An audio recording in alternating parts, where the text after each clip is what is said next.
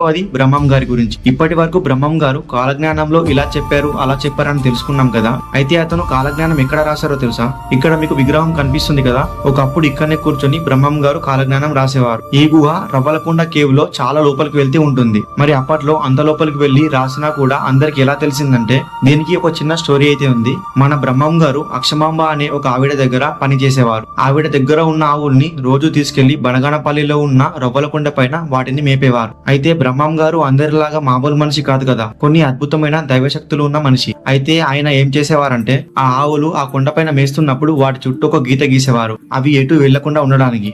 ఆ తర్వాత ఆయన ఒక గుహలోకి వెళ్లి రావి చెట్టు కింద కూర్చొని ఆయన దివ్య దృష్టితో తాటి ఆకుల మీద తాళపత్ర గ్రంథాలు రాసేవారు.